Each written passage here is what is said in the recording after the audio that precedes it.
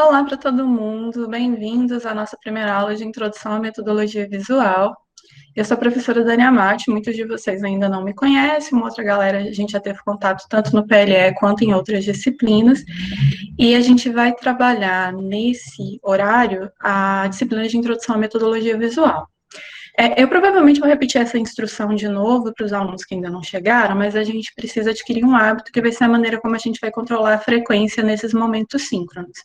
A partir do momento que a aula estiver sendo gravada, eu peço que vocês digitem aqui no chat o nome completo de vocês, porque do mesmo jeito que fica gravado a videoconferência, a conversa do chat também fica gravada. Então, no final, eu só recolho esses dados e verifico os nomes dos alunos que estiveram presentes.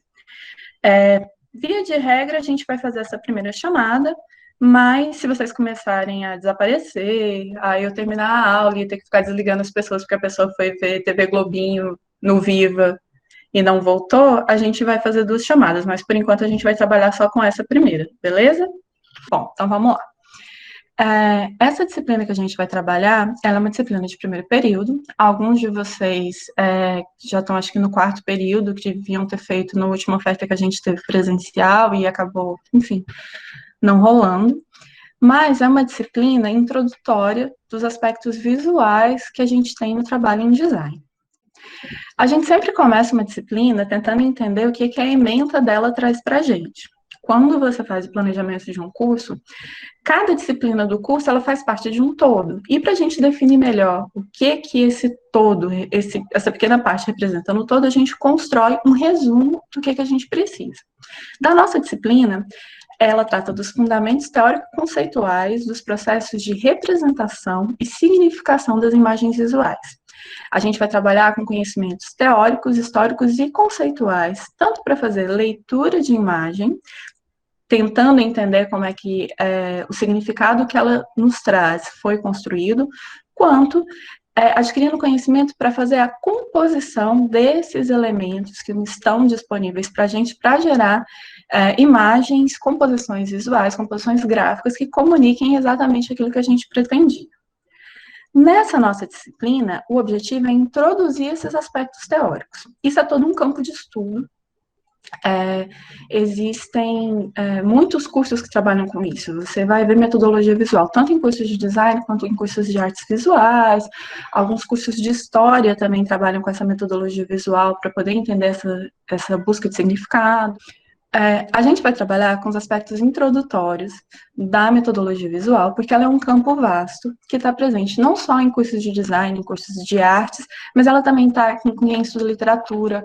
Algumas abordagens de antropologia e sociologia também usam esses elementos e essas diversas teorias para tentar entender essa construção de imagem. No nosso caso, a gente vai aprender a respeito de como construir essa imagem, porque afinal de contas nós teremos objetivos com as produções visuais que nós vamos gerar, e ao mesmo tempo a gente vai tentar entender como é que o observador atribui significado àquela imagem. Essencialmente, é com isso que a gente vai trabalhar. Dentro dessa disciplina, a gente tem uma ementa e essa ementa gera um objetivo geral. Só que esse objetivo geral, geralmente, ele é amplo, vocês viram, né? Aspectos teóricos, conceituais, introdutórios. Então, a gente divide em uma lista menor de objetivos específicos.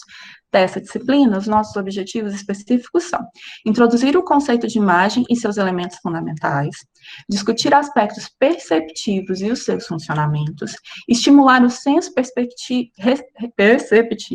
a respeito da produção de sentido nas imagens, fornecer conhecimento básico sobre fundamentos do design e as principais metodologias de análise de imagem, discutir aspectos socioculturais relativos à atribuição de sentido por parte do espectador e desenvolver a capacidade de aplicar esses conhecimentos em projetos em design.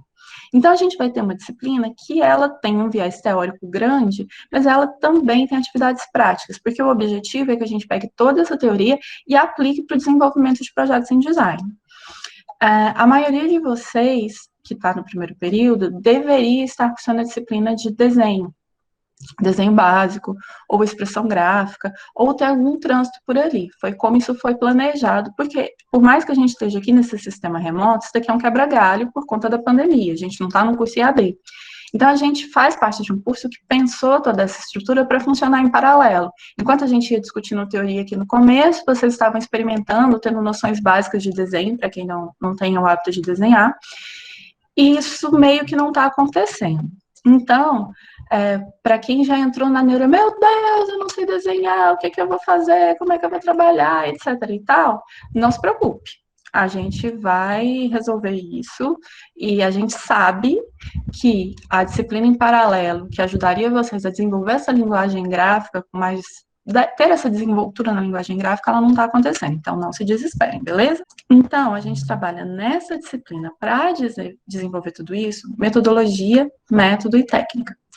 São palavras que vocês talvez ainda não tenham o hábito de lidar com elas.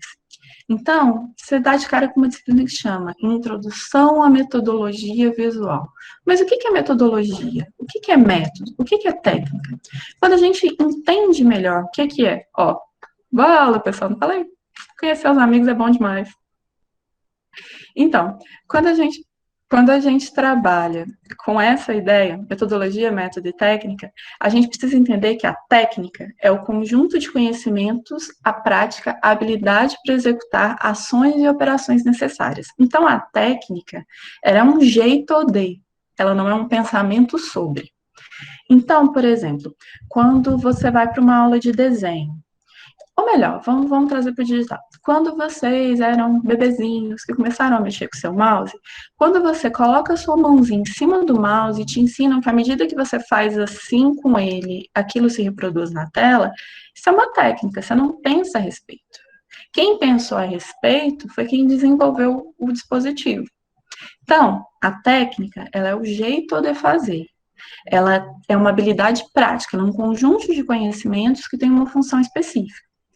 Quando a gente trabalha com o método ele tem a ver com tudo aquilo que a gente quer projetar, que a gente vai montar. Então, existe uma maneira de fazer, existe um passo a passo. O método, ele pensa em como pegar aquelas diversas técnicas que vão sendo adquiridas de diversas maneiras para estar a serviço do seu projeto, do seu modo de fazer.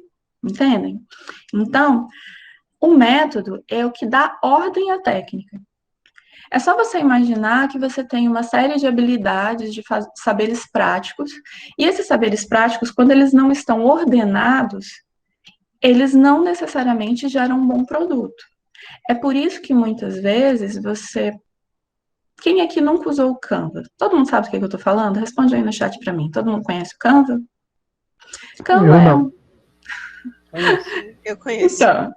Então, o que a gente tem? O Canva, ele é uma plataforma digital que ela foi desenvolvida para as pessoas fazerem trabalhos gráficos, assim. Ele tem um monte de modelinho pronto. O Canva, o FreePic, todos eles têm modelinhos prontos. E como eles têm contas grátis, você entra lá, você altera o texto, você muda a imagem, você se sente o designer. Isso é técnica. Você consegue jogar o que você quiser no Canva. O Canva, você não precisa aprender um software muito complexo, como, por exemplo, o Illustrator, para você fazer um folder, um convite de aniversário. Você tem modelos prontos. Só que aquilo não necessariamente vai gerar um bom projeto.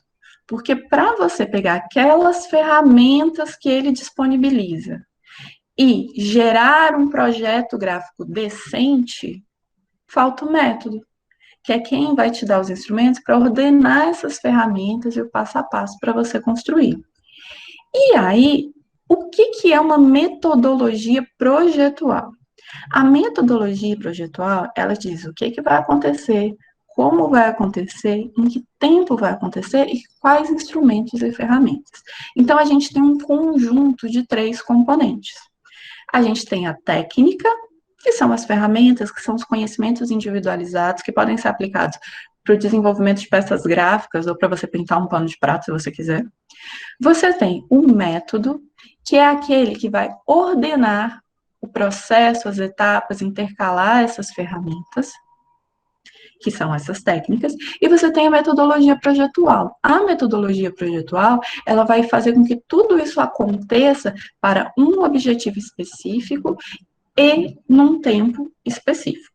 Dá mais ou menos para acompanhar com o que a gente vai lidar nessa disciplina? Pois então, O que o design faz nesse processo todo? Quando você vai projetar, você precisa pensar muito bem e ter um caminho definido para que você consiga atingir determinados objetivos. Você precisa saber o que já foi feito, para não se repetir, pelo menos não sem ser de propósito. Muita gente se repete, mas tem que ser de propósito. Você precisa entender o que o teu público-alvo, a pessoa que vai receber aquilo que você está gerando, ela entende, ela gosta, ela não gosta, ela recebe, ela não recebe. Você precisa entender as expectativas desse público-alvo. Então, você precisa saber quais são os materiais apropriados para aquela produção. E isso tudo muda muito. Muito, muito, muito de um aspecto, de um projeto para o outro. Então, o que a gente tem? Estamos aqui numa plataforma digital, certo? Eu, professora Dani, preciso dar uma aula para vocês sem a gente estar presente na mesma sala de aula, ok? Ok. Eu preciso entender, será que todos os meus alunos têm acesso a tecnologias digitais? Os que estão aqui, de alguma maneira, têm. Quais são as limitações dessas tecnologias? Sei lá, por um acaso tem alguém aqui que só tem o celular para se logar para a nossa aula? Se tiver uma pessoa que só tem celular, eu tenho que pensar numa lógica diferente. Não adianta eu fazer um slide com muito, muito, muito texto, porque na telinha do celular a pessoa não consegue ler quando eu estou. Então, o slide perde o sentido, entendem? Ao mesmo tempo, eu estou partindo do princípio que estamos falando com alunos que escolheram fazer design. E quando você escolhe fazer design, há alguma ligação com imagens, com desenho, com essa produção, você traçou na sua vida e você viu aquilo como uma possibilidade de profissão. Isso é entender também as expectativas. A gente, enquanto eu estava planejando a disciplina, eu preferi colocar o nosso encontro 5 nas 2, em vez das 13h30, porque geralmente quase todo mundo ainda está almoçando às 13h30. E aí fica mais difícil. Se você está preso em casa, porque está todo mundo preso em casa, né? Não tem ninguém aglomerando na rua aí. Se você está preso em casa, você tem uma série de outras atividades. Imagina se a sua sala é junto com a sua cozinha e alguém da sua família precisa lavar a louça. E aí eu te forço a ter uma aula ao meio-dia, 1h da tarde. Então, isso é gerenciar todas as coisas que eu tenho para que eu forneça a vocês uma aula remota adequada. O que eu estou fazendo? Eu estou resolvendo problema. E é isso que o design faz. Então, eu preciso saber exatamente qual é o problema que eu estou resolvendo para dar uma resposta adequada. E o que essa resposta adequada é? Ela é um processo que a minha metodologia projetual vai ajudar a organizar junto com o método, que vai pegar todas essas ferramentas e permitir que eu resolva o problema. Vocês estão conseguindo acompanhar? Me conta aí. Sim. Uhum. Beleza. Tô, sim. Sim. Ó, sempre que vocês tiverem alguma dúvida, joga no chat, abre o microfone, ou se for muito tímido, levanta a mão que eu passo a palavra, tá? A gente vai se organizando assim.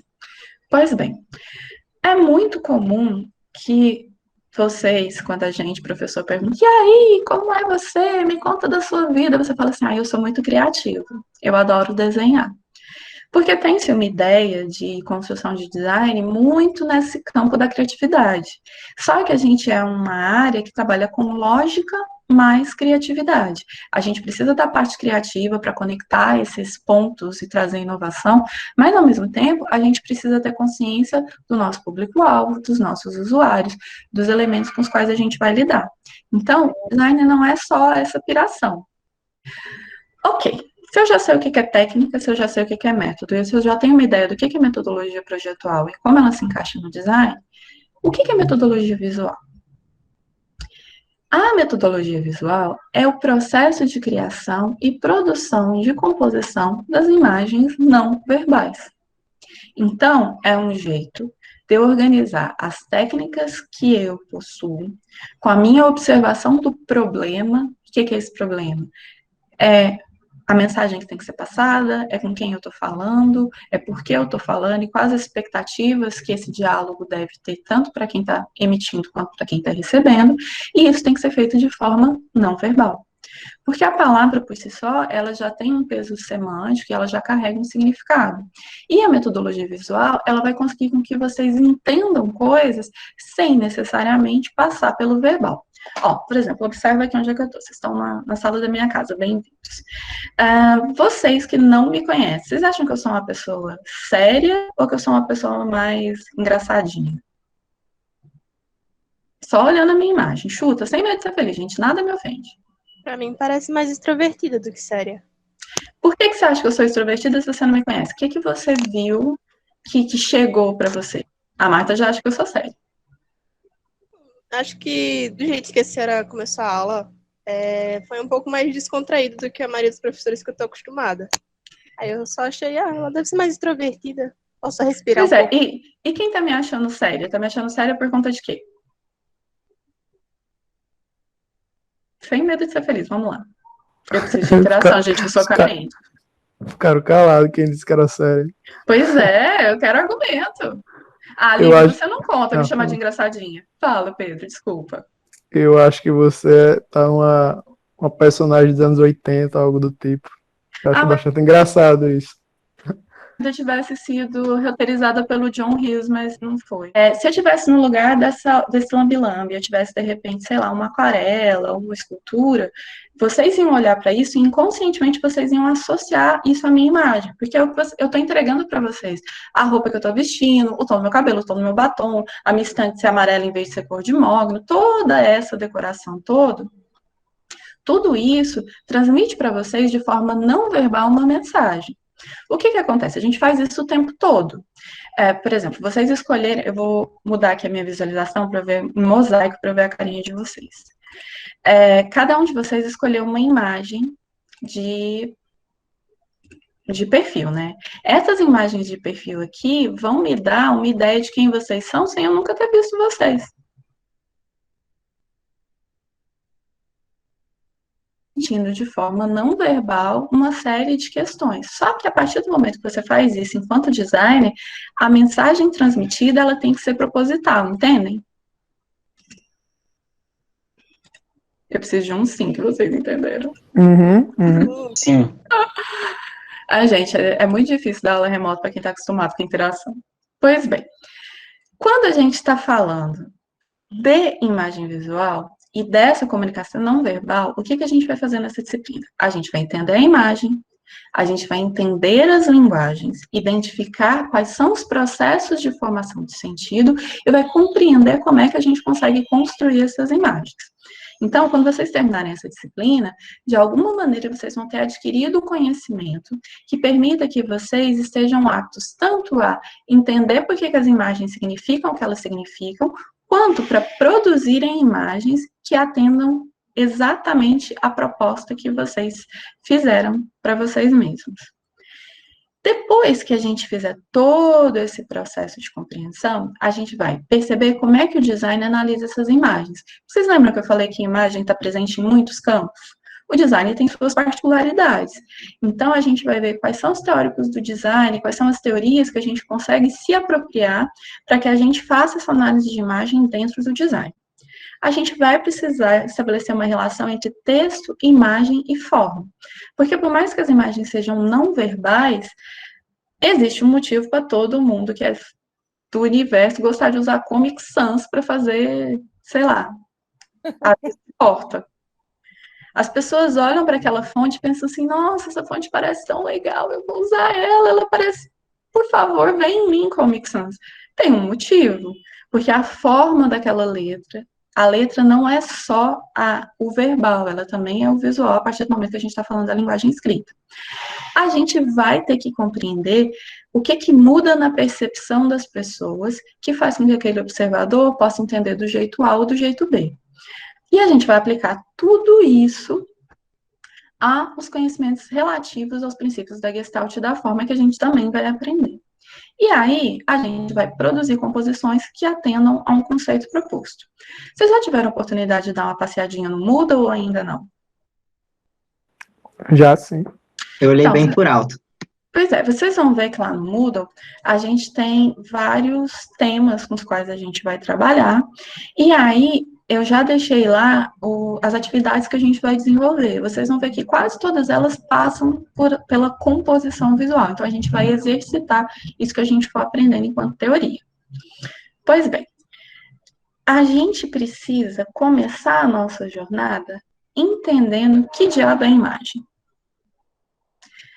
Como é que eu vou atribuir significado a uma imagem e como é que esses efeitos se dão sobre o leitor daquela imagem. A ideia de leitura de imagem, ela é um pouco dos anos 80 ainda. A gente começa a trajetória da compreensão da imagem como a gente tem hoje, a partir de estudos de teóricos como, por exemplo, Roland Barthes. E são autores que também são autores da literatura e do cinema. Então, o pessoal falava muito nos anos 80 a ideia de uma alfabetização visual. Quando vocês pensam em alfabetização, veja se vocês conseguem me acompanhar. Quando vocês começaram a ser alfabetizados, vocês foram apresentados a sinais gráficos, associaram esses sinais gráficos a sons, e a associação desses sinais gráficos com os fonemas, com os morfemas, fizeram com que aquelas palavras que antes eram só sonoras ganhassem uma dimensão visual para vocês, beleza? Quando se falava em alfabetização visual, a proposta, imaginava-se ali no final dos anos 70, início dos anos 80, que o processo de compreensão de uma imagem seria mais ou menos como o da alfabetização verbal. Você entraria em contato com alguns elementos, poderia associar esses elementos a determinados significados, e a partir disso você seria capaz de ler as imagens. Hoje em dia, você não usa muito essa ideia de alfabetização visual, porque percebeu-se que, ao contrário da alfabetização, onde você precisa necessariamente passar por uma matriz de ensino, alguém precisa te ensinar como é que aquilo significa, as imagens, às vezes, despertam nos observadores sensações e percepções sem que eles tenham sido ensinados a ver aquilo. Então, hoje em dia, cai um pouco em desuso essa ideia de alfabetismo visual, mas vocês ainda vão encontrar textos que falam de um leitor de imagens. Pois bem, esses dois autores que estão aparecendo aí, Humberto Eco e o Ernest Gombrich, eles têm um entendimento que a imagem ela vai se iniciar numa ilusão de semelhança, no que denominam impressão de realidade e gradativa consciência de que nenhuma espécie de visualidade está livre de convenções e intenções. Tanto Humberto Eco quanto o Gombrich são teóricos que trabalham com história da arte. Humberto Eco ele tem trabalhos que são usados em outras dimensões, mas o Gombrich, a boa parte da obra dele é sobre história da arte. E quando eles começam a entender, a buscar entender, na verdade, né, o que é a imagem, eles se deparam com a ideia de ilusão de semelhança. Vocês não estão aqui na sala da minha casa, concordam? Mas eu estou vendo o rostinho de vocês em várias fotinhas na minha tela de computador. Eu estou partindo do pressuposto de que vocês se pareçam com essas fotos. Então, vocês estão me dando uma ilusão de semelhança, uma impressão de realidade. A gente está usando a tela, uma dimensão imagética, que também é sonora, mas essencialmente uma dimensão imagética, que ela cria em mim uma ilusão. Quando eu vejo... Vou até olhar a foto que você estava, Luana, tá tranquilo, não se preocupe. Então, essa ilusão de semelhança, ela se dá porque quando eu vejo, a maior parte de vocês está com imagem de gente. Tem umas turmas que eu dou aula mais para cachorrinho do que para pessoas. Se tivesse nessa turma, tem. Acho que só o Dante, que está com desenho, mas parece com ele. Tá todo mundo com um rostinho de gente. Algumas pessoas estão com as iniciais, mas enfim. Quando eu vejo as fotos de vocês, o que acontece? Eu associo aquilo com seres humanos que eu já conheço. Então, vocês estão despertando em mim uma ideia de semelhança. A foto se parece com um ser humano, se é igual a um ser humano, meu cérebro entende que é de todo mundo gente igual, e beleza. Ele me dá uma impressão de realidade. E quando a gente está trabalhando com imagem, é mais ou menos por aí que a gente vai.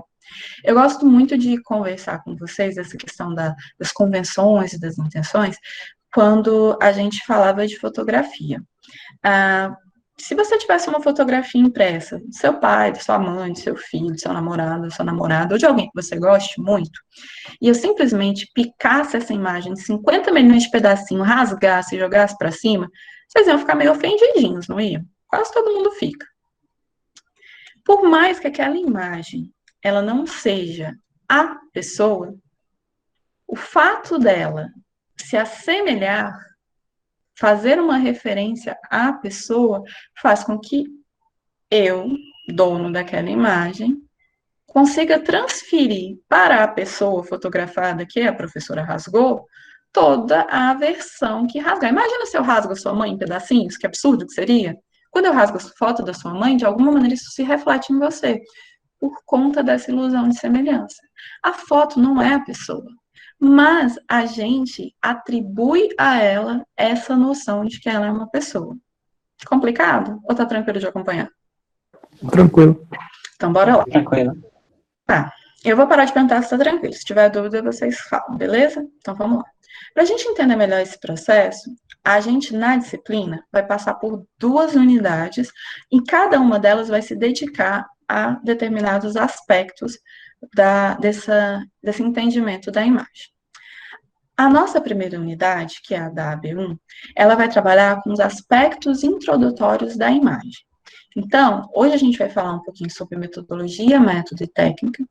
Na semana que vem, a gente vai entender melhor esses conceitos de imagem e quais são as várias teorias e as várias maneiras de você abordar o que é uma imagem.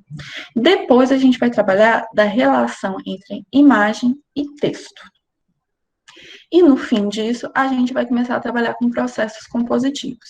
Esses processos compositivos, a gente trabalha em 2 momentos. Um que lida com a percepção, e um outro que lida com os princípios do design, os princípios compositivos. Na nossa segunda unidade, a gente vai passar por uma parte mais teórica da disciplina, onde a gente vai entrar em contato com várias teorias de produção de sentido e de processos de significação, além de abordagens teóricas para análise da imagem.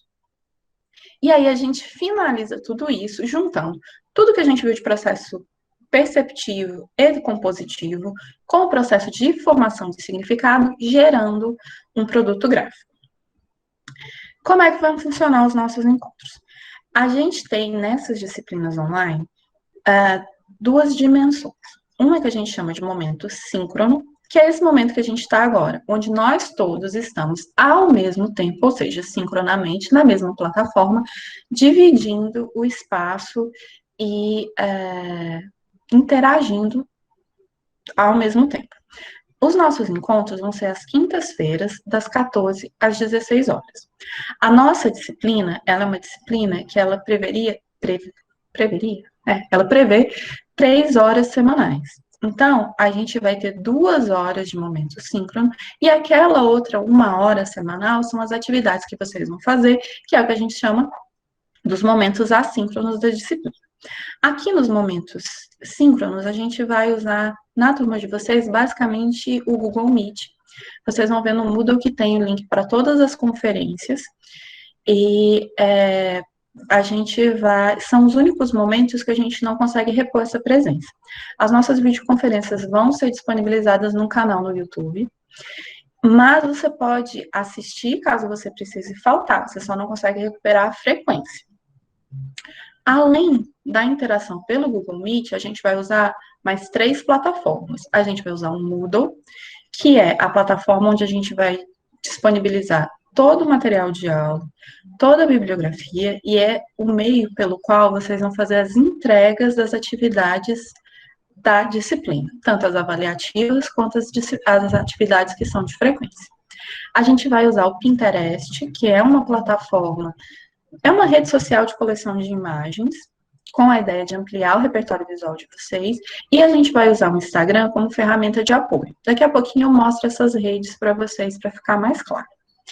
Nos nossos momentos síncronos, o ideal é que vocês, primeira coisa, usem seu e-mail institucional. O seu @ufal, ele tem uma série de vantagens. Por meio dele, você tem acesso a alguns aplicativos, algumas funcionalidades do Google Scholar, que você não teria pelo seu e-mail normal. Você entra direto pelos links que estão no Moodle, você não precisa esperar que eu autorize você ingressar em sala de aula, e você tem uma pasta do Drive para você colocar os seus trabalhos, para colocar as suas coisas ali. Quando a gente começar as nossas aulas, a partir do momento que eu começar a gravação, todo mundo tem que digitar o nome completo aqui no chat, que é por meio dessa lista que vai sair no chat, que também fica gravada, que eu vou conferir a frequência de vocês. Pois bem, todas as atividades, elas vão ser enviadas pelo Moodle.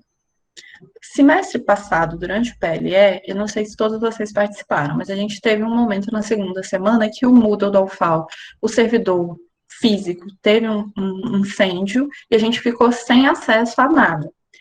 Por conta disso, eu abri uma sala no Google Classroom, que é tipo a nosso bot salva-vidas. Se alguma coisa acontecer no Moodle, no dia da entrega, vocês fazem a entrega pelo Google Classroom. E depois, quando eu mostrar o Moodle, eu mostro para vocês o código da disciplina para vocês incluírem. Então, momento síncrono no Google Meet, de preferência por e-mail institucional, nome na listinha. Momentos de entrega de trabalho via Moodle. E fazendo a associação do seu perfil com o Google Classroom, para que a gente tenha uma maneira de contornar caso o Moodle tenha alguma instabilidade. A gente também vai ter, na plataforma do Instagram, a gente criou o perfil 203 Digital. O que acontece? Na UFAL, vocês chegaram a frequentar a FAO ou tem gente que não teve tempo nem de pisar lá por conta da pandemia? Acho que quase todos vocês fizeram, como é que fala? Da matrícula? Não é revalidação, gente, é confirmação de matrícula lá, não foi? Então, o que acontece? Vocês devem ter reparado que tem um andar de baixo e que tem um andar de cima. No andar de cima, tem salas que são as salas de permanência dos professores e essas salas têm número.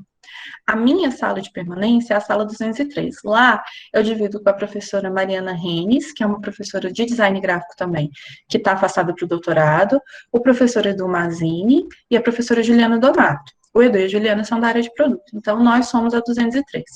Quando veio a pandemia, a gente percebeu que os canais de comunicação como o Moodle, às vezes eles restringiam o nosso acesso a alguns alunos, justamente por conta da disponibilidade dos meios tecnológicos. E aí a gente começou a pesquisar o que fazia, o que não fazia, a gente verificou que algumas redes sociais, na maioria das empresas de telefonia móvel, de dados, eles não cobram os dados.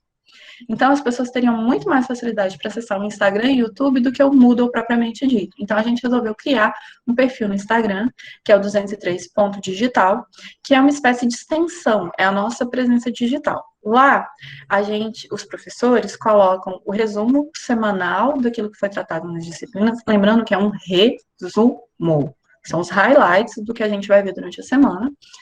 É um lugar fácil para você entrar em contato com a gente, você pode mandar mensagem, você pode seguir a gente. Obrigada, Lívia, pelo muito top. E aí, a ideia é facilitar a vida de vocês. Então, não conseguimos entrar no Moodle, teve um problema, não está conseguindo enviar e-mail, 203 digital no Instagram, bota pra gente, pode botar aí, Glauber, seu nome na frequência. Você manda uma mensagem pra gente e você tem acesso aos resumos. E aí, o legal é que vocês podem ver o que acontece nas outras disciplinas. Nesse semestre, eu estou com Introdução à Metodologia Visual e Projeto Gráfico 1, que é a Identidade Visual. A professora Judonato está com Metodologia de Projeto e está com Projeto de Objetos 2. O Edu está com Materiais e Processos Industriais e Projeto Imobiliário. Então, toda semana sai o resumo dessas disciplinas lá no 203 Digital. Então, vocês começam a vislumbrar o que vocês vão fazer nessas disciplinas no futuro. Não é a mesma grade, mas pelo menos dá para vocês terem uma noção. E, por fim, deu tudo errado, precisou falar comigo, me manda um e-mail nesse endereço. Eu costumo responder relativamente rápido, não costumo ignorar alunos, só finais de semanas e depois da meia-noite. E se você ficar muito chato, mandando e-mail todos os dias, milhões de vezes. Bom, como é que funciona a vida? Eu não sou presidente do mundo, mas se eu fosse presidente do mundo, não existiria reprovação por falta. Mas a gente está numa instituição, ela tem regras, e a gente está numa adaptação. Quando a gente estava no curso presencial, vocês teriam que estar presente em 75% da disciplina. Apesar da gente estar no sistema remoto, essa regra continua dentro da UFAL. Então, vocês precisam participar de 75% das atividades da disciplina.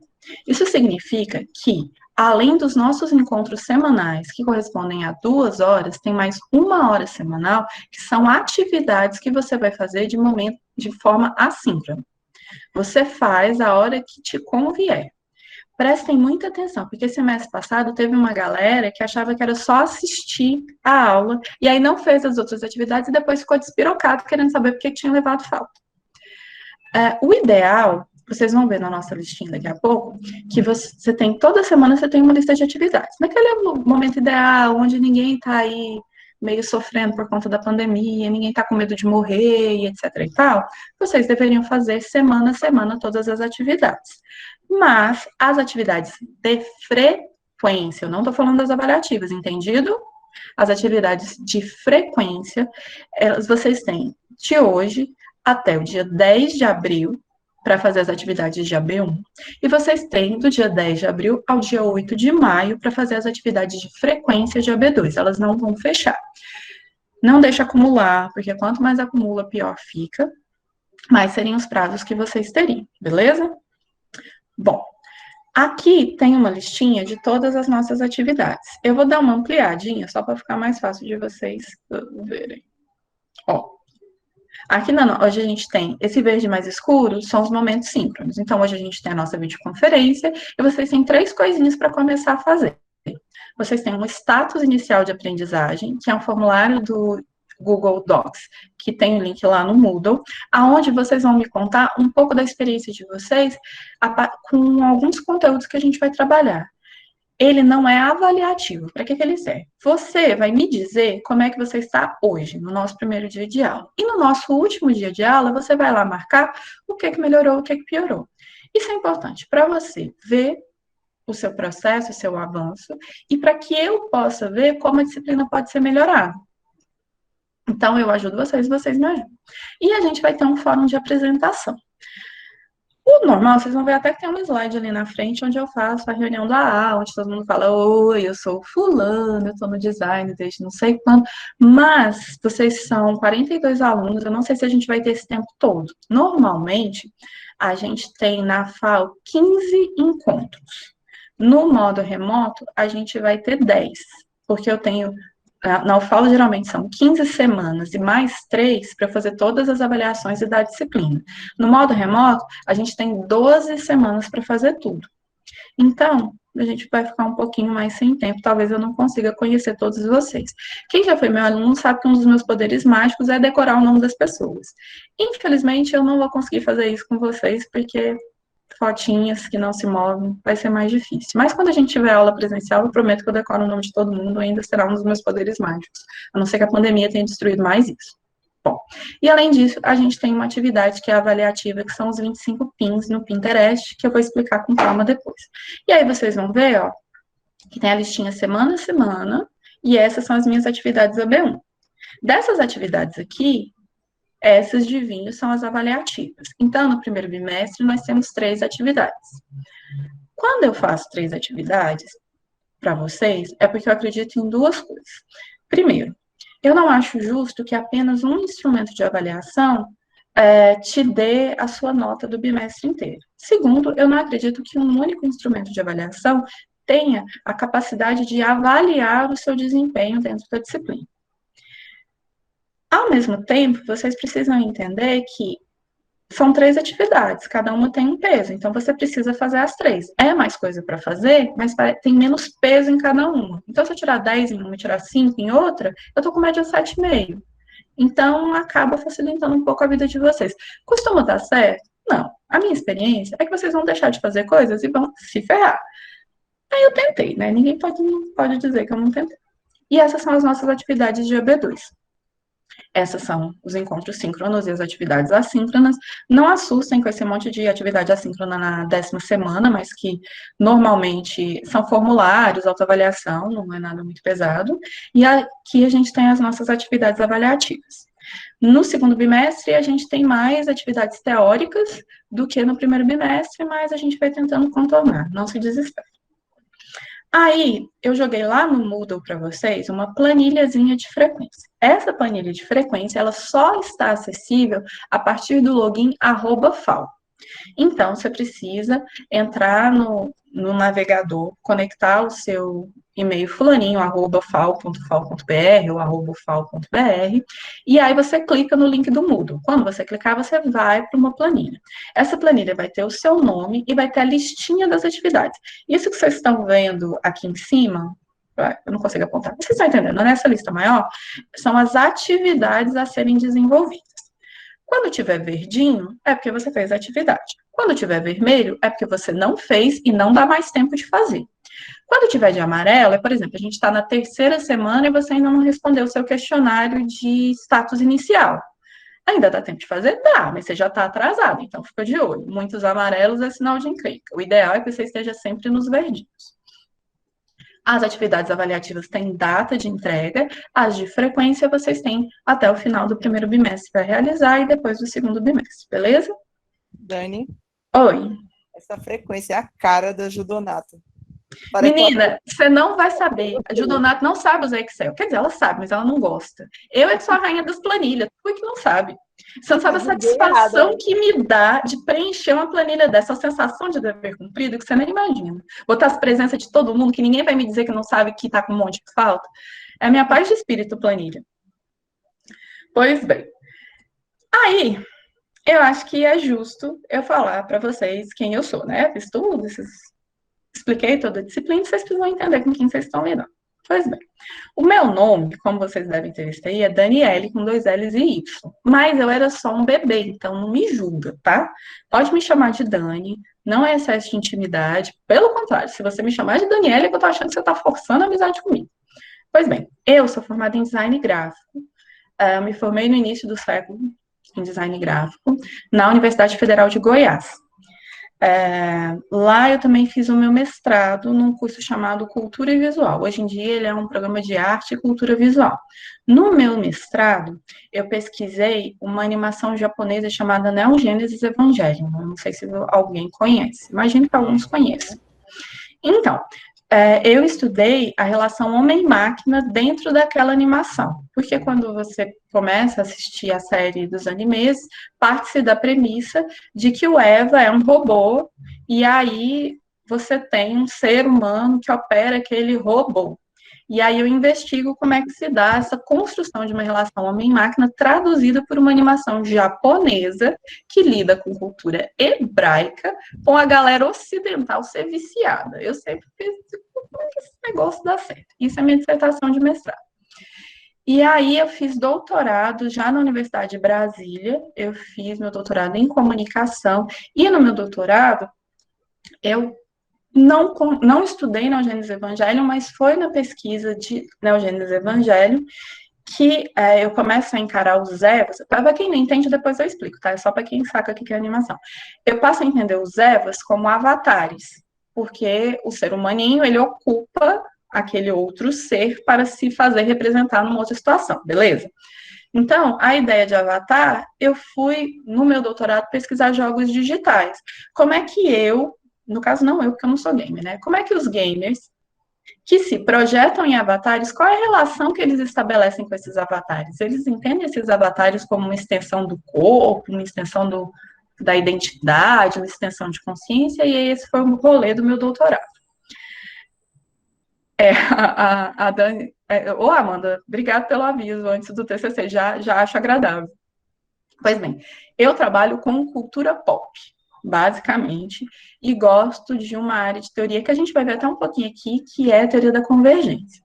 Eu estou na UFAL desde 2013, eu sou a primeira professora do curso da área de design gráfico, também sou uma das primeiras professoras doutoras do curso, terminei meu doutorado em 2015, o que mais que eu posso falar? Sou chata, mas tenho plena consciência disso, não tem problema. Falo muito palavrão, então já vai desculpando aí, uso o fone se sua mãe estiver em casa e ela ficar constrangida, mas não consigo evitar soltar uns palavrão de vez em quando, embora que agora tá gravado e vai pro YouTube, eu tô tentando me controlar. Até quando vou conseguir? Acho que até os próximos 2 minutos, mas a gente vai tentando. Tem um cachorro chamado Bartô, que eventualmente vai latir nas aulas de vocês, porque quando ele escuta a minha voz e ninguém responde, ele acha que eu estou conversando com ele. Então, dias que ele não quer passar o dia no quarto como hoje, ele de vez em quando dá umas voltas por aqui, vai aparecer a cabeça dele aqui nos vídeos, mas tá tudo bem, tá tudo em casa. Eu sou muito piadista, faço muita brincadeira, mas, Dani, calma lá, costuma resolver. Quiser falar mal de mim pelas costas também, não tem problema, fiquem à vontade, não tenho nada contra, acho até bastante saudável.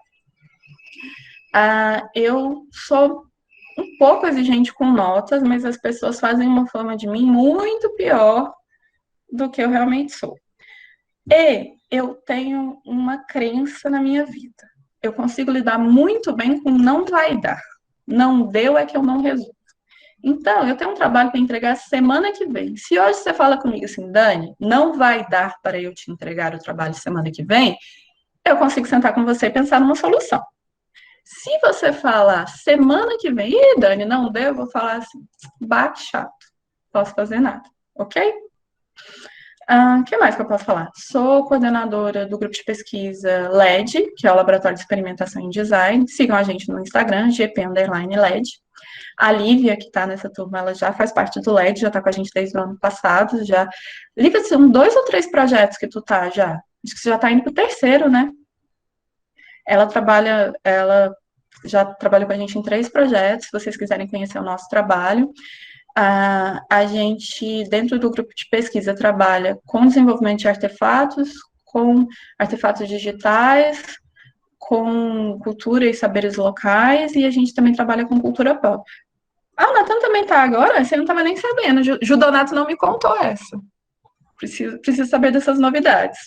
Aí eu já chamo todo mundo, gente. Vocês podem querer participar do LED, é só manifestar interesse que a gente está adotando as pessoas aí, viu?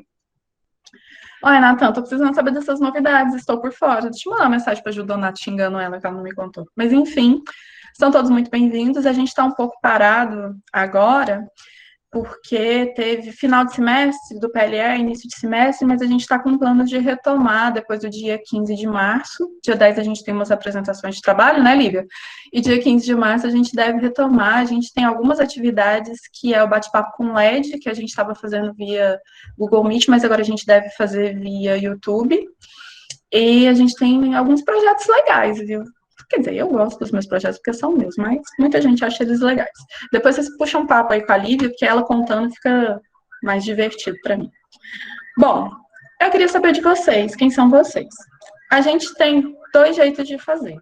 A gente pode usar o fórum mesmo, e aí lá no fórum você fala quem você é, de onde você veio, por que você veio fazer design, todas essas coisas, ou a gente pode tentar abrir um espaço para esse bate-papo daqui a pouco. Eu entendo que essas aulas remotas, elas são muito cansativas. Você ficar 2 horas, 3 horas em frente de uma tela, conversando com pessoas que você tem pouco costume, afinal de contas, vocês ainda não conseguiram construir esses laços, né, de turma, pode ser meio complicado. Mas a gente pode tentar. Ou a gente pode tentar fazer na semana que vem essa fala. O que vocês preferem? Fórum, opção número 1. Semana que vem, opção número 2. Hoje, no final da aula, opção número 3. Vai digitando aí, que depois a gente conta o que a gente vai fazer. Pode ser? Porque... isso aqui são umas ideias de perguntinha para vocês responderem no fórum. E como esse slide vai estar lá... hoje pode... fórum, hoje, amanhã, fórum. Alguém conta aí para mim? Obrigada. Então, olha só. A gente hoje vai precisar começar a falar um pouquinho de teoria, justamente porque a gente tem muito conteúdo. Então, respira fundo, bebe uma água. Bom, vamos falar dos elementos compositivos, que são as coisas com as quais a gente lida?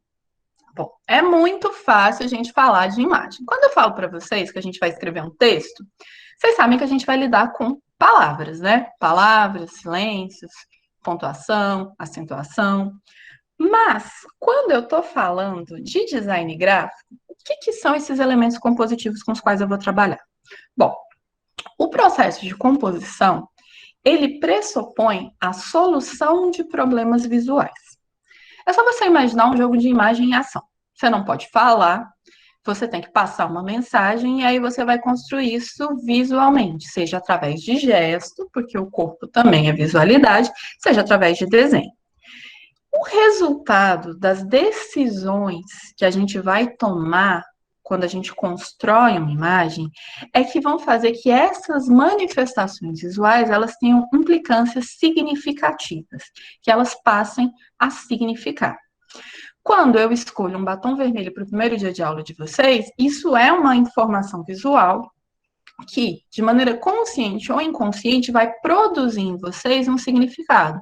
Então, eu lidei com um dos elementos compositivos, que foi, por exemplo, criar planos diferentes com a cor do meu batom. Ou no enquadramento que eu tenho aqui, que obviamente é tudo muito bem planejado, eu criei uma construção onde você tem uma informação clara desse lado de cá, da minha cortina, e você tem uma informação de cor que está contrastando. Isso dá uma ideia de profundidade. Então, preenche mais o meu ambiente. Fica mais fácil de vocês focarem na minha pele, que é branca pra cacete, e reflete muito a luz. Então, se eu coloco uma paredona branca aqui atrás, eu meio que vou sumir e vai ficar ruim para vocês enxergarem.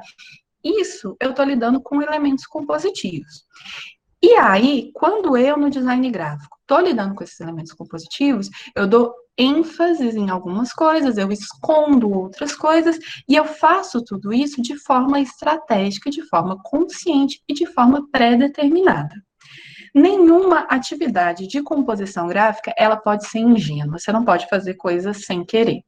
Eu adoro, eu tenho dó das pessoas que estão repetindo a disciplina, porque vocês vão ouvir essa história 50 milhões de vezes, mas repertório é repertório, não posso fazer nada. Eu tenho uma história de quando eu trabalhava num escritório de design em Brasília. A gente foi contratado por aquela empresa de bolinhos, sabe aqueles bolinhos Ana Maria? Que você aperta e tem um chocolatinho no meio? Pois bem, a gente foi contratado para refazer as embalagens de um negócio parecido com aquele. E lá, todo mundo achando lindo, todo mundo achando maravilhoso, aí o pessoal fez um mock-up, aí a gente tinha o bolinho cortado, aí saía aquele chocolatezinho dentro do bolinho, e aquela imagem foi colocada na embalagem, todo mundo achando só sucesso. Aí a gente vai para a reunião apresentar, o dono vira e fala assim, por que que o meu bolinho tá cagando? A gente não se tocou que chocolate e cocô tem a mesma cor. E a gente botou de um bolinho cagando na embalagem. Dá pra ser inocente? Não dá, gente. Ser inocente custa caro. Tanta força, eu amo muito essa história. Você já escutou essa história que umas 10 vezes, né, Amanda? Porque junta as vezes que você foi ouvinte, com as vezes que você assistiu, com as vezes... Enfim, mas dessa vez vai. Eu tenho fé que dessa vez vai. Eu também, vai dar mão. Eu morro de dó quando você precisa desistir das disciplinas, porque você é uma aluna bem aplicada. Eu te adoto, não fica com... Calma, você vai ser do LED, já estamos combinando. Pois bem, o que a gente vai estudar aqui? A gente vai estudar elementos compositivos, que são as coisas com as quais eu estou lidando para construir a minha imagem, com os princípios básicos de composição, que é como eu pego esses elementos e organizo eles, e com os princípios básicos do design, que tem algumas técnicas que já foram estudadas e que são mais aplicadas para essa ou aquela intenção. Aí a gente precisa começar pelo começo. A gente precisa entender que diabo é forma e que diabo é expressão gráfica. Esse semestre vocês estão tendo percepção da forma ou não? A disciplina está acontecendo? Eu não lembro. Tá sim. Tá sendo? Pois é, estou com a Adriana, não é? Isso. Eu acho que é a Adriana. Pois bem, lá em percepção da forma, vocês vão aprender um pouco mais sobre forma. Provavelmente vocês vão ver mais aprofundadamente o que é Gestalt, mas a gente precisa entender que a forma, ela consegue ampliar a sensação, a percepção. Fala, Amanda. Você levantou a mão? Professora, essa disciplina é a teorias da percepção antiga, né? É porque não é, a gente mudou um pouquinho a ementa, mas é para ela ser parecida. É porque a teoria da percepção ela é um pouquinho mais ampla. O percepção da forma ele vai dar especificamente com a forma, porque em teorias da percepção você pode lidar com percepção sonora, você pode lidar com percepção corpórea, e aí a gente procurou focar um pouco mais em forma, porque isso fazia falta para quem ia fazer, por exemplo, LEP, que é a linguagem de expressão plástica, que vocês não têm como fazer, porque ela tem uma dimensão tátil muito grande, no remoto não tem como. Mas aí faltava para a LEP e a parte de percepção sonora e corpórea, por exemplo, dava para ser trabalhada em outras disciplinas. Aí a gente deu uma mudada, mas é coisa pouca. Mas é a mesma disciplina da grade anterior. Pois bem. Então, quando a gente está falando da forma, a gente está falando daquilo que são os componentes estéticos, os componentes visuais. Ah, uma coisa que eu queria muito que vocês saíssem dessa disciplina sabendo. Estética não é sinônimo de beleza, nem é sinônimo de visual. O que acontece? Muitas palavras, elas acabam sendo usadas pelo senso comum com um significado diferente daquilo que originalmente elas tinham. Quem nunca viu aqui cake design, né? Designer de sobrancelha. Pois bem, mas dentro do curso de design eu preciso que a palavra estética ela retome o significado original que ela tem, que é uma área específica da filosofia que ela discute justamente o efeito, as sensações que me são despertadas. Então, quando eu, Dani, nesta aula falar de estética, eu estou falando de um ramo da filosofia, estou falando de pensar sobre as sensações e pensar sobre os reflexos que observar numa imagem, numa obra de arte, ele tem na pessoa. Eu não estou falando de beleza, ficou claro? Ok. Pois bem, quando eu estou pensando desses elementos com os quais eu vou lidar para construir uma imagem, eu preciso saber de várias relações entre esses elementos. Eu preciso saber de tamanho, eu preciso saber de cor, eu preciso saber de forma, eu preciso saber das relações, se eu estou falando de profundidade, ângulo, da organização desses elementos, tudo isso é que eu tenho à minha disposição para me expressar graficamente. Então, quando eu vou construir uma imagem, eu vou ter A, os elementos que eu posso usar. B, a composição, que é como eu vou usar esses elementos. E C, o significado que eu vou produzir. Aí, eu passo querendo passar no computador errado. Então, o que a gente vai ver agora? A gente vai tentar definir resumidamente quais são esses elementos que eu tenho disponíveis para combinar lá na frente, para quando eu for gerar essas imagens, eu faça isso de maneira consciente, certo? Eu preciso saber exatamente o que eu tenho à minha disposição para poder usar. Na sala de aula, eu posso contar com som. Se eu desligar o meu microfone aqui, eu perco essa dimensão sonora na nossa comunicação. E na imagem? E se, de repente, a nossa transmissão de vídeo fosse como há muitos anos atrás, que não tem definição de imagem? Quando eu comecei a brincar na internet, que era discada, a gente não conseguia fazer uma videochamada desse jeito nunca na vida. Ficar sem travar e sem mexer, impossível. Então, era um elemento que eu não podia ter, o movimento, ele não podia fazer parte da minha composição. Nas imagens visuais, estáticas, porque a gente não está lidando ainda com imagem em movimento, embora eu gostaria muito, mas não estamos. Saudades do Mirk. Eu não tenho saudades do Mirk, eu tenho agonia de plataformas com aquele layout, mas tudo bem, eu gostava dos fóruns, né? Mas enfim. O que a gente vai ter que entender? A gente tem, quanto à imagem estática, alguns elementos que são essenciais. E o primeiro deles é o ponto. Tem um autor chamado Vassily Kandinsky, que é um autor da Bauhaus. Vocês devem ter semestre que vem, ou esse semestre, História do Design. Então, vocês vão ouvir muito falar da Bauhaus e ela é conhecida como o berço do design por uma série de questões. O Kandinsky, ele era um pintor de expressionismo abstrato, e ele tem um livro chamado O Ponto e a Linha sobre o Plano. Nesse livro, ele fala sobre o elemento plástico, ponto, linha e plano, que são os nossos elementos compositivos fundamentais. Além deles, a gente tem uma outra autora chamada Donis Donges. Deixa eu ver se o livro dela está aqui. Não está. Ela tem um livro chamado Introdução à Metodologia Visual. Me fugiu o livro dela, mas a gente tem a cópia dele, tem ele na biblioteca. O livro da Donis Donges, ela fala desses elementos compositivos e ela traz uma ideia de técnicas visuais aplicadas. Ela explica nesse livro quais seriam esses elementos compositivos iniciais e quais seriam as aplicações que a gente tem. E a gente tem um outro autor, que é o Billy Fanning, que eles destacam como é que o ponto ele pode ser entendido nesse processo compositivo. Essencialmente, o ponto é o elemento mais simples que a gente tem. Ele é o princípio de toda a composição visual.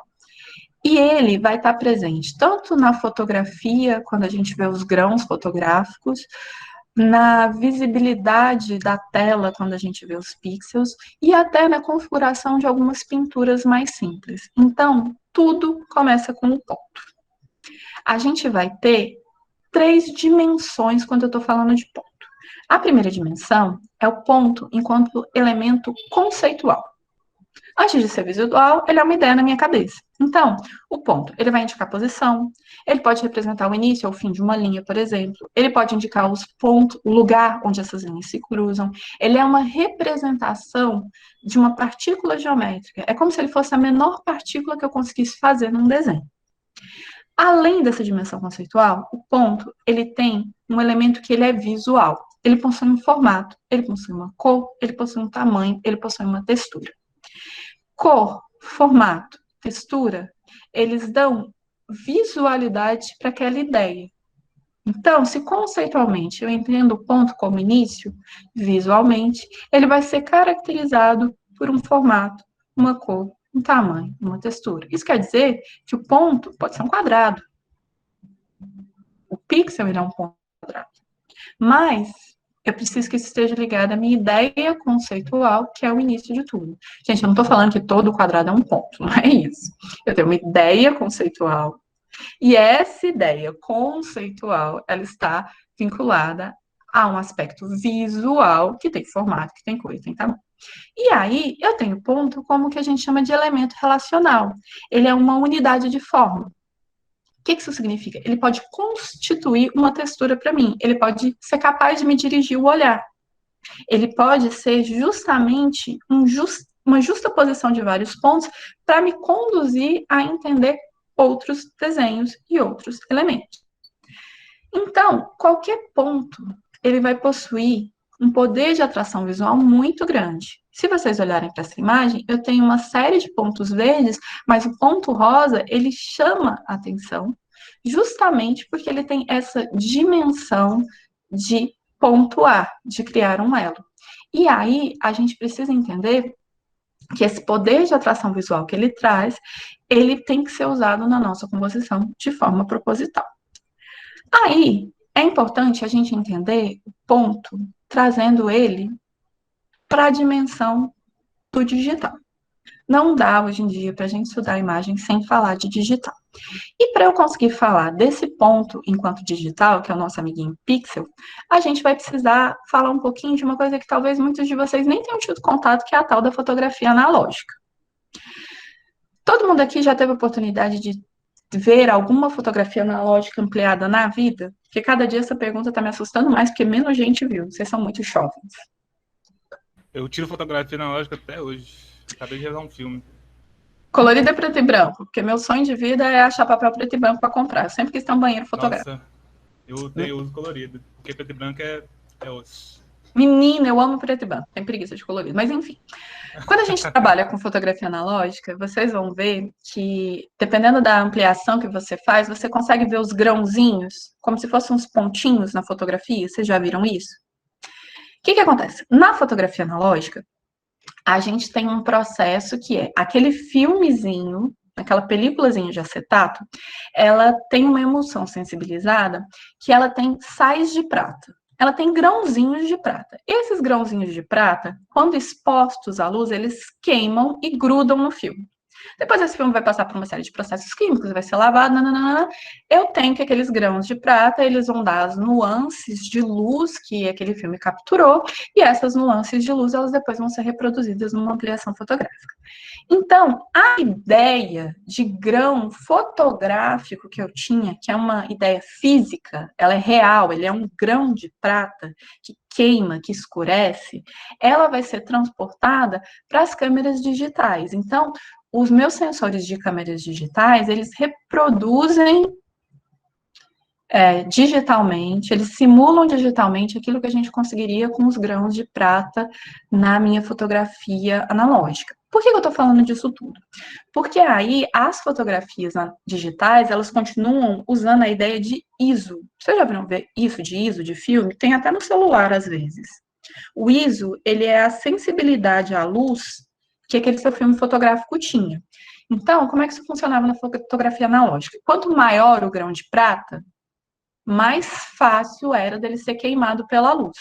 Então, quando eu precisava fotografar num lugar muito escuro, eu escolhia um ISO alto, tipo 400, 800, 1600, porque com pouca incidência de luz, aquele grão de prata, ele era sensibilizado e eu conseguia visualizar aquela imagem. Só que isso tinha um efeito, que era o fato de quando eu ampliava, eu começava a ver aquelas bordinhas, né? E aí, essa ideia dos ISOs mais altos e tal, ele foi transportado para a fotografia digital. É por isso que quando, por exemplo, você vai tirar uma foto noturna no seu celular, eu tô fazendo de conta que ninguém tem iPhone, tá?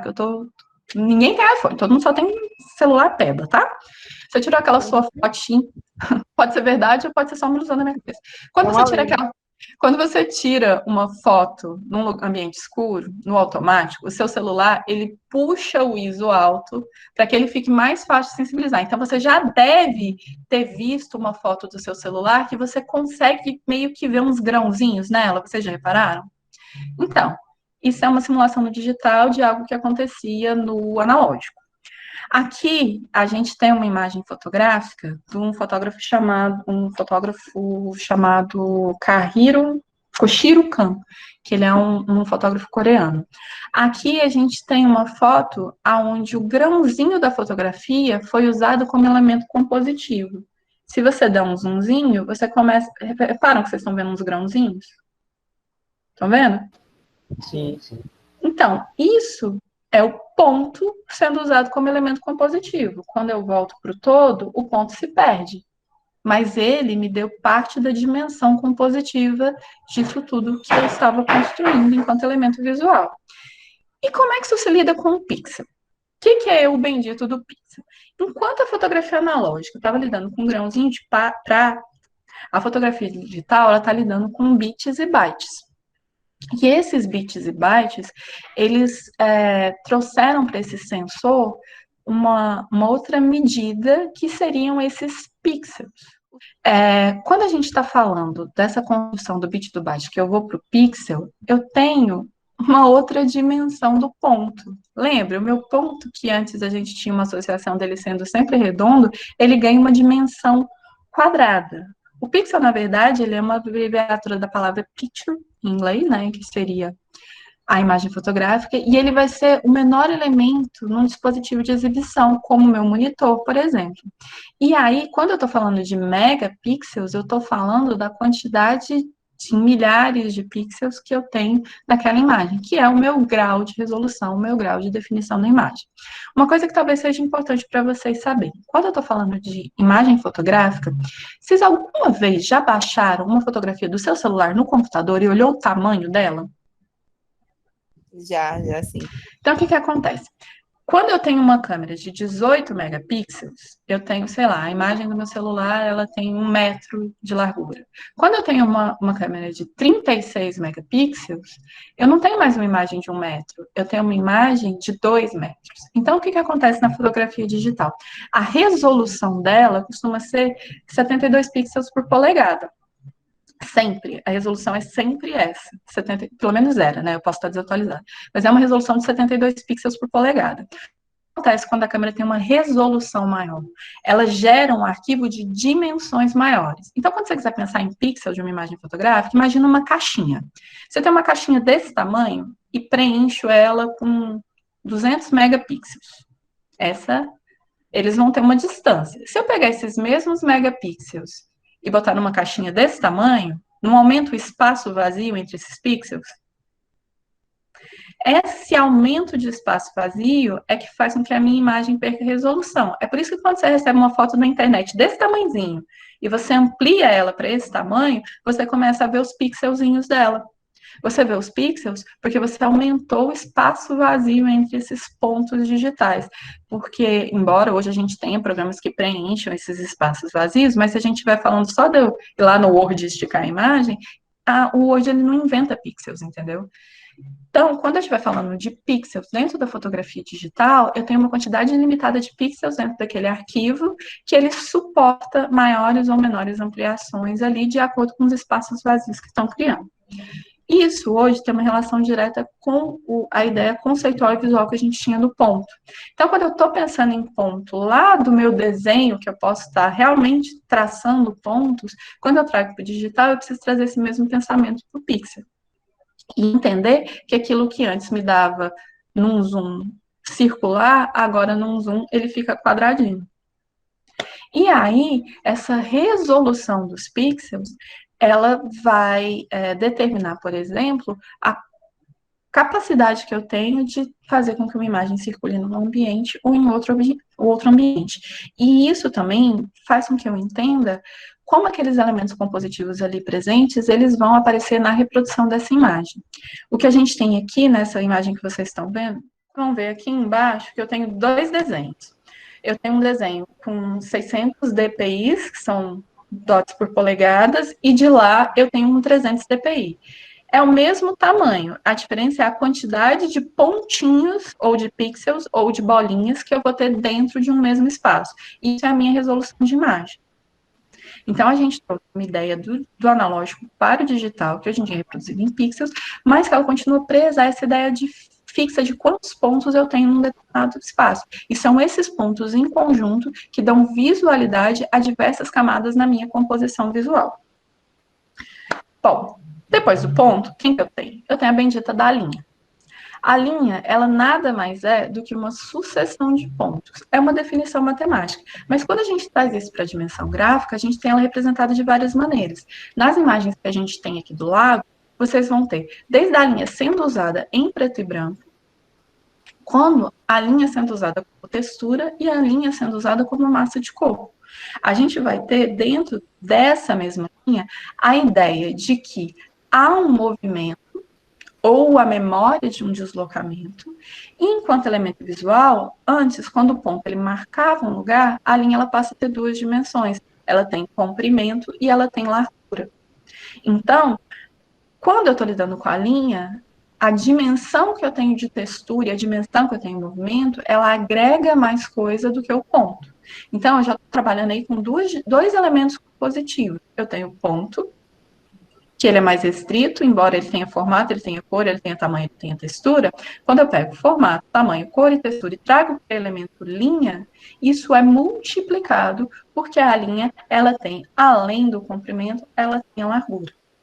Então, a linha, ela pode me dar direção, ela pode criar planos diferentes, ela pode dar uma ideia de borda. E isso tudo, quando eu trago para a composição, ela aumenta a minha possibilidade expressiva gráfica. A gente tem que entender que, além da ideia de largura e comprimento que eu tenho numa linha, ela vai trazer também a ideia de direção. Enquanto o ponto, ele nos remete a uma ideia do estático, a linha, ela nos remete à ideia de movimento, de indicação, de direção. Então, por mais que ela tenha, em alguns momentos, uma ideia de descanso, como, por exemplo, numa linha horizontal, ela pode, ao ser colocada oblíqua, ao ser colocada na diagonal, ela pode me dar uma ideia de que a coisa está subindo ou que a coisa está descendo. Pode parecer loucura da nossa cabeça, mas a partir do momento que você começa a estudar, você começa a entender por que determinados anúncios, eles optam por linhas sempre ascendentes. Porque quando eu visualizo uma linha que está subindo, quando ela vem, é porque aqui vocês estão vendo rebatido, eu acho, mas quando ela vem da esquerda para a direita subindo, ela me dá uma ideia de crescimento. E se eu vejo ela de cima para baixo, da esquerda para a direita descendo, ela dá uma ideia de decréscimo. E isso vai ser associado a, por exemplo, o produto que ela está vendendo, ou a mensagem que ela está passando. Então, a gente tem uma dimensão conceitual de movimentação, direcionamento, que pode estar associada à linha, é mais difícil que a gente consiga com um ponto. Por isso que é difícil você construir uma composição com um ponto, até porque um conjunto de pontos ele acaba formando linhas e formando plano.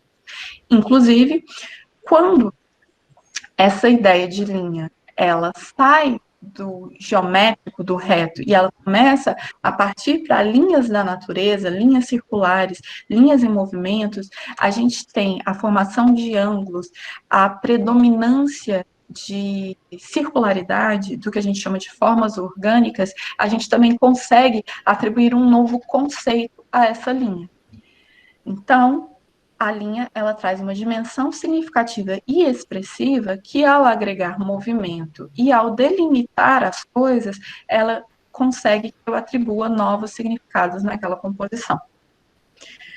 Além da linha, a gente vai ter aqui a ideia, por exemplo, do plano. A gente tem uma composição aqui, onde a gente tem uma imagem que tem um pouco mais de profundidade, uma imagem que é o que a gente chama de imagem chapada. Eu não tenho a construção, por exemplo, de sombra nessas nadadoras. Então, é como se tu tivesse muito reto, muito flat, muito chapado. Quando eu estou falando de plano, eu estou entendendo que aquelas linhas minhas que tinham comprimento e largura, elas ganharam o que a gente chama de bidimensionalidade. Então, enquanto a linha, o ponto ele marca, o ponto ele define, ele torna estático. A linha indica o movimento, ela indica a textura. Essa mesma linha, quando ela se sucede e forma um plano, ela me dá um limite. E isso nos permite distinguir determinados objetos, proximidade de distâncias e atribuir significação para essa proximidade e distância. Então, esse plano ele pode ser construído também por uma dimensão que ela é cromática. Nessa imagem do corrimão, a gente poderia identificar, todo mundo identifica que é um corrimão, esse vermelhinho subindo? Eu posso entender como uma linha, mas a partir do momento que eu tenho fundo cinza, eu passo a ter também dois elementos, duas distâncias no mesmo plano. E a gente consegue ver isso, por exemplo, na fotografia.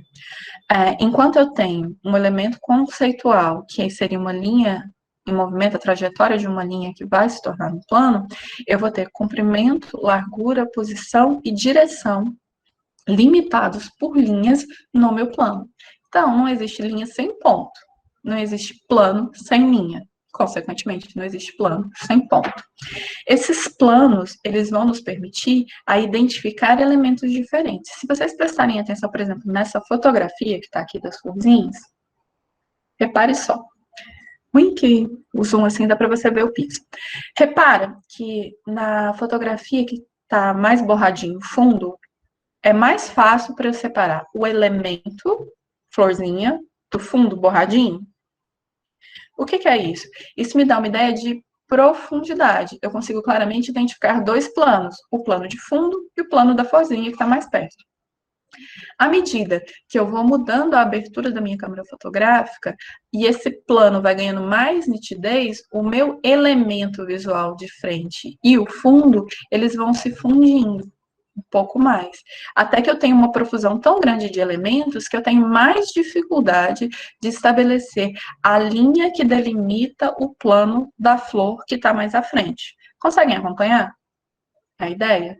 Se a gente pegar, por exemplo, essas duas garrafas aí. Ó, lembra quando a gente está falando que imagem é ilusão de semelhança? Essas duas garrafas que vocês estão vendo, lembram o quê? Os Simpson. Elas são Simpson? Não, mas elas usam elementos que me remetem aos Simpsons. Isso é uma ilusão de semelhança. Eu sei que são garrafas de vinho, eu sei que lembram os personagens por conta do uso de cor. E esses usos de cor, eles me fazem enxergar planos diferentes. Eu tenho o plano da calça do Homer, da camisa do Homer, da cabeça do Homer, do cabelo da Marge, do rosto da Marge, do vestido da Marge. Então, essa sucessão de linhas que se condensa e que ela delimita um espaço é o que eu entendo por plano. E aí, quando eu estou falando de plano, eu preciso entender que esses planos, não necessariamente eu estou falando de figuras geométricas. Eu vou ter os planos geométricos, que são definidos matematicamente, que são círculos, triângulos, quadrados, retângulos, e outras formas geométricas mais estáveis. Eu vou ter planos orgânicos, cujas linhas que os delimitam geralmente são curvas e que elas não produzem no espectador uma expectativa de para onde elas vão. Porque quando eu faço assim, vocês mentalmente formam um quadrado, certo? Então, você tem uma expectativa de onde essas linhas que delimitam estarão. Quando eu estou falando de planos mais orgânicos, eu não necessariamente sei adivinhar para onde aquela linha vai, justamente porque, por ser inspirado em formas curvas, como na natureza, a gente tem uma expectativa diferente do matemático. A gente vai ter planos retilíneos, que eles não são figuras geométricas definidas, mas eles trabalham com retas e ângulos mais fechados, ou de 90 graus, 45, 30, então eu não estou lidando com curva, eu estou lidando com conjunções de retas. Eu vou ter planos irregulares e eu vou ter planos que eles não têm essa linha tão clara, como, por exemplo, os borrões de tintas, os planos de texturas, os planos caligráficos. Então, vocês conseguem reparar que à medida que a gente vai falando desses elementos compositivos, eu vou agregando mais coisas para o meu olhar? No ponto, eu estou pensando em menos dimensões do que eu estou pensando na linha, que me faz pensar em menos dimensões do que quando eu estou usando o plano. E tudo isso vai sendo usado na composição das imagens, porque isso tudo vai acabar gerando para mim o que a gente chama de textura. A textura é quando eu visualmente tenho a sensação a partir daquilo que eu estou vendo. Quando você olha, por exemplo, vamos pegar essa imagem aí que parece uma rendazinha, essa branquinha aqui. Tá vendo? Se eu falasse assim, supondo que você pudesse passar a mão em cima desse negócio aí fisicamente, isso ia ser liso ou ia ser rugoso? Ia ser rugoso, ia ser áspero, eu ia sentir no meu tato diferentes alturas. Isso é uma textura, só que essa textura, isso é um cartaz. Se você passar a mão, ele é liso. É a mesma coisa de se eu perguntasse para você, se eu passasse a mão no seu rosto, o seu rosto é reto ou o seu rosto tem profundidade? O seu rosto tem profundidade. Mas se agora eu passar a mão aqui na tela do meu computador, onde está aparecendo o seu rosto, é liso. Então, eu estou falando de uma textura visual. Então, quando a minha imagem, ela trabalha com pontos, linhas e planos, que me dão essas sensações de profundidade, elas acabam gerando uma textura. E essa textura, ela possui uma capacidade de atrair o meu olhar. Então, eu tenho ponto, eu tenho a linha, eu tenho plano, e eu tenho a textura para me ajudar nessa composição. Aqui a gente tem uma série de cartazes que trabalham justamente com diversas texturas. E essas texturas, elas acabam agregando significado. Vocês vão ver que eu trago para vocês muitas imagens. Algumas eu não trago a referência na imagem fotográfica, mas quase tudo vai estar na nossa pasta do Pinterest, que eu vou falar daqui a pouquinho. Eu juro que está acabando o conteúdo, gente. Segura firme, segura na mão aí, que já está quase acabando. E aí, eu tenho aqui uma lista das referências que eu usei hoje. A gente tem aqui, alguns desses livros, a gente tem partes deles disponíveis no Moodle. A gente tem uma pasta bibliografia, onde parte desse conteúdo está lá. A gente não pode reproduzir os livros na íntegra, por uma questão de cessão de direito autoral. E como a UFA foi pego de surpresa, a gente também não tem a disponibilidade desses livros em formato digital para vocês fazerem empréstimo. Mas, à medida que a gente for usando algumas coisas, eu vou compartilhando com vocês à medida do possível. A gente tem, que eu usei nessa aula especificamente para a gente falar desse processo compositivo, dessa construção de imagem, a gente tem um livro chamado Antropologia da Comunicação Visual, de um autor chamado Máximo Canevati. O Canevati, ele fala ainda muito sobre arquitetura, sobre cidade, mas ele fala muito dessa questão da dimensão do nosso olhar, como é que o nosso olhar ele foi sendo construído. E a gente falou um pouco sobre isso hoje. A gente tem o livro da Donis Dontes, que é Sintaxe da Linguagem Visual. Lembra o livro que eu tinha esquecido o nome? Pois é, esse aí, Sintaxe da Linguagem Visual, onde ela propõe essa ideia de um alfabetismo visual. É um livro dos anos 80, anos ali, que ainda acreditava nessa ideia de que eu podia ensinar alguém a ver, mas é um livro interessante, ele ainda é bibliografia básica na maioria dos cursos de design, porque ele lida com essa dimensão estratégica de como é que eu vou fazer a composição visual.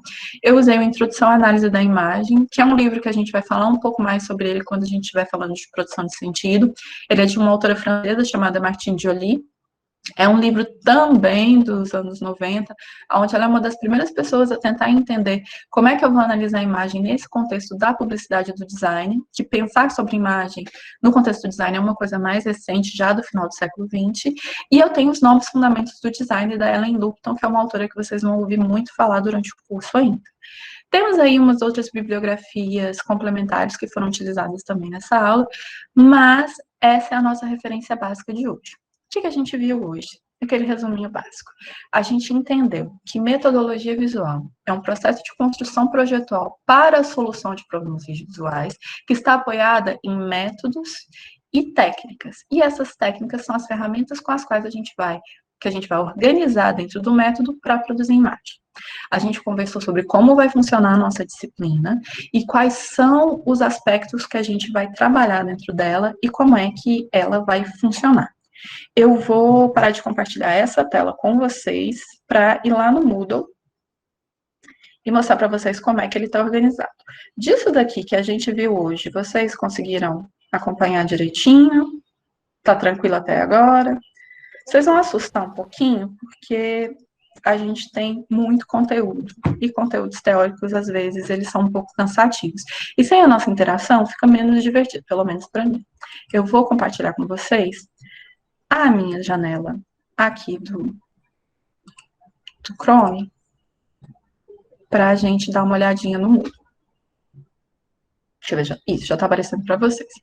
Aqui, para quem ainda não teve oportunidade de olhar, é o nosso ambiente virtual.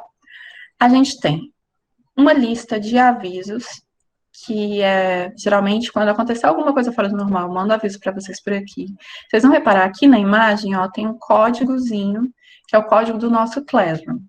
Eu tenho acesso aos e-mails de vocês, mas se acontecer do Moodle cair, num dia de entrega de avaliação, vocês correm para essa abinha aqui do Classroom. Você entra no seu Gmail, no seu perfil da UFAL, você vai no Classroom, vai ter lá um adicionar sala, você clica em adicionar sala, digita esse código e você vai estar no nosso ambiente, que é, acho que esse daqui, isso. Esse aqui é o de MV, quando vocês entrarem, é esse daqui que vocês vão ver. Ele é um espaço alternativo, é só se tudo der errado, beleza? Aí nós temos a minha planilha de frequência, que quando vocês clicarem, vocês vão chegar nessa pastinha aqui, tá vendo? Nomezinho de vocês aqui no cantinho, e à medida que vocês forem fazendo as atividades, a gente vai preenchendo aqui de verde, amarelo e vermelho. Tô querendo só ver verde e amarelo, por favor, colaborem com a professora. Pois bem, esse slide que vocês viram hoje, ele tá aqui nesse linkzinho da disciplina. E eu tenho, para quem esquecer, as regrinhas da videoconferência. Quando vocês clicarem aqui nas regrinhas da UFAL, vocês vão ver qual é a nossa dinâmica.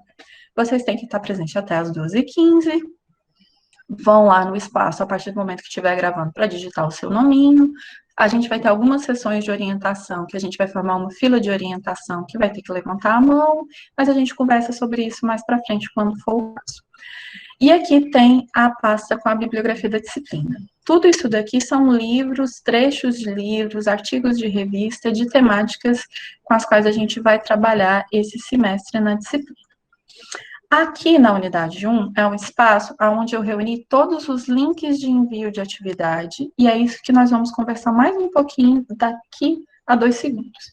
E aqui a gente tem os links de todas as conferências e de todas as atividades que a gente vai realizar daqui até o final do semestre. Eu não vou, como vai ficar gravado no YouTube, eu não vou disponibilizar para vocês os slides da disciplina. Se vocês começarem a achar que está muito complicado não ter os slides, a gente vai conversando ao longo da disciplina, tá certo? E aí eu vou abrir para vocês agora a abinha com um resumo das nossas atividades AB1. Ah, que lindo. Ele não vai abrir do jeito que eu queria, mas tudo bem, vamos lá.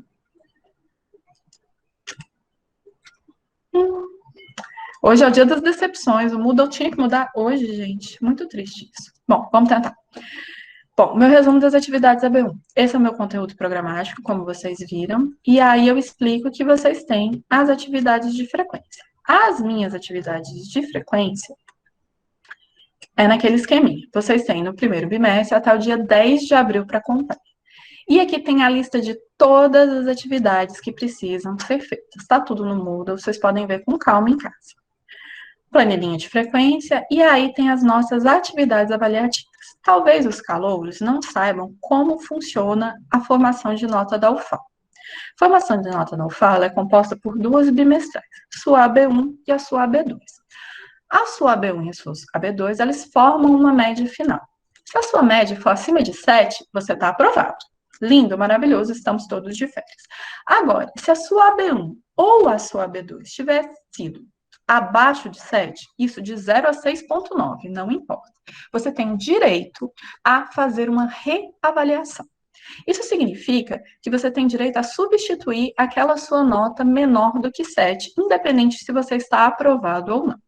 Pois bem, quando você fizer a sua AB1 e a sua AB2, se uma delas for menor do que 7, você faz a sua reavaliação. E essa reavaliação substitui a sua nota abaixo de 7. Se, depois da reavaliação, você tiver uma média final acima de 7, você está aprovado. Agora, se a sua média for entre 5 e 6,9, você ainda vai fazer uma prova final que vai constituir a sua média. Mas ninguém aqui vai ficar de prova final, não é mesmo, amiguinhos? Pois bem, para não ficar de prova final, como é que vai funcionar a nossa vida? A gente tem 3 avaliações nessa AB1. A primeira delas é o que eu chamo de 25 pins. Vocês vão entrar no Pinterest, e no Pinterest vocês vão fazer parte de um mural, aonde vocês vão fazer 25 postagens. Vocês têm esse linkzinho que eu cliquei aqui, tô só esperando o Pinterest carregar. Ele vai abrir para vocês uma pastinha. Se você já tem perfil no Pinterest, é só você logar. Se você não tem, você se cadastra. Ele é gratuito, ele é leve e ele é tranquilo. Como é que ele funciona? Tá vendo? A gente tem uma pastinha onde a gente vai colecionar imagens. Cada indivíduo de vocês tem de hoje até o dia 8 de abril para colecionar 25 imagens diversas. Aqui tem algumas só. E a ideia são imagens sobre todas as temáticas do curso de design. A gente está lidando com imagem, a ideia é ampliar o repertório visual de vocês, que vocês comecem a pesquisar para ver coisas interessantes, coisas que vocês ainda não têm costume. Cada indivíduo, 25 pins, cada imagem dessa que você coleciona chama um pin. Por exemplo, a gente pode colocar aqui, sei lá, design de produto. Tudo isso daqui, ó, são imagens relativas ao design de produto. Ah, eu achei essa cadeira super legal. Eu vou salvar lá dentro da pasta. Tá salvo. Aí, cada um de vocês tem que salvar 25 imagens, não usamos imagens repetidas. A ideia é trabalhar só com imagens inéditas, porque aí a gente multiplica por 40, olha o tanto de imagem que vocês vão ver, não é mesmo? Aí aqui explica direitinho como é que vocês vão fazer o passo a passo para você poder fazer. Caso o seu perfil seja, sei lá, Chiquinho Matador de Porco, eu não tenho como saber que você é você, certo? Então, você vem nessa imagem verdinha aqui, que é a primeira imagem lá da nossa pastinha do Pinterest, essa aqui, ó, e você comenta nela com seu nome e sobrenome para eu saber que aquele login Chiquinho Matador de Porco é você. Pois bem, essa é a nossa primeira atividade. A gente vai ter uma outra atividade chamada Contrários. Vamos, Moodle, conversa comigo. Gente, hoje o negócio tá babado. Gente, não vai nem que a vaca tussa. Eu tô muito decepcionada com a minha primeira aula com vocês, eu tô deixando uma péssima impressão. Mas enfim, a gente vai ter uma outra atividade, que é uma atividade compositiva, chamada Contrários. Eu vou até parar o compartilhamento, porque não tá adiantando muita coisa. A gente vai ter uma outra atividade chamada Contrários, onde a gente vai trabalhar a ideia de palavra enquanto imagem, e vai produzir 5 palavras que desenhadas vão representar o contrário do que elas significam, e a gente vai ter ainda uma última atividade, que é uma atividade compositiva, que vai ser em grupo. Tudo isso vai ser organizado. Entrando no Moodle, vocês conseguem ver todas as datas dos arquivos que a gente tem, e aí a gente vai trabalhando ao longo do semestre, atividade por atividade.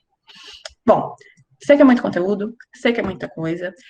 Eu vou deixar um fórum de dúvidas aberto para quando a gente tiver alguma coisa off-topic do dia da semana, para a gente compartilhar.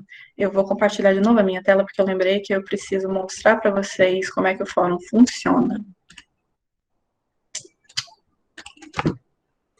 Porque eu esqueço que vocês são calouros. Bom, beleza.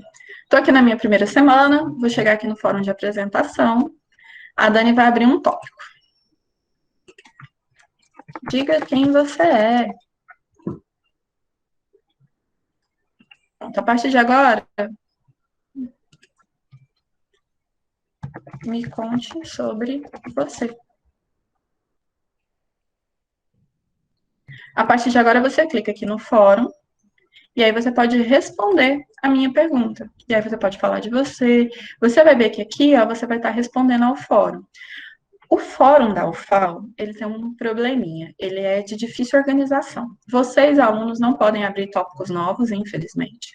E quando você clica para responder, ele não traz na sua resposta aquilo que você respondeu. Então, por exemplo, a Lívia comentou que ela gosta de animais. Aí você fala assim, nossa, que legal, eu também gosto. Só que não necessariamente eu vou saber de que mensagem você vai estar falando. Vocês chegaram a usar fórum nas outras disciplinas ou não? Eu usei no PLE, e eu achei bem confuso mesmo. Então, ele é confuso. E aí a gente vai meio que criando umas... Como é que fala? Eu tô com eco, eu acho.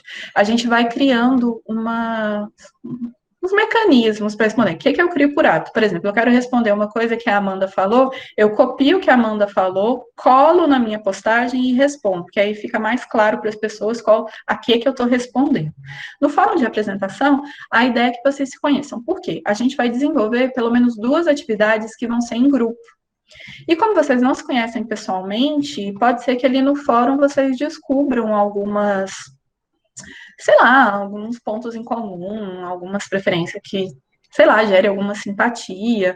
E ali você vai notando pelo jeito que a pessoa fala, pelo jeito que a pessoa se comporta nos outros fóruns, vocês de repente podem propor um vínculo, mesmo que digital, entre vocês, para que a gente consiga formar esses grupos. Senão a gente vai para o bom e velho sorteio e deixa que Deus ajuda vocês para ter coleguinhas bons de trabalho. Eu gostaria muito que, nesse formato remoto, eu pudesse dar só trabalhos individuais, porque nessa dimensão do contato apenas pelo digital, é mais complicado para vocês fazerem esses trabalhos em grupos. Mas, infelizmente, vocês são 42. Eu não conseguiria dar vazão à correção de todos os trabalhos, todos individuais. Então, a gente vai ter que contar com um pouquinho de sorte de colaboração. De conteúdo mesmo era isso. Espero que tenha dado para entender. Semana que vem vai ser menos conturbado, porque o Moodle mudou hoje. O meu WhatsApp entrou no meio da conversa. Na aula de terça-feira ele não entrou nenhuma vez e eu tinha testado essa desgraça para ele não entrar. Enfim, próxima aula vai ser mais organizada. Vão dando uma olhada no Moodle, vão respondendo os formulários por ali. E a gente se vê na semana que vem. E a gente começa às 2 semana que vem, hein, galera? Até mais.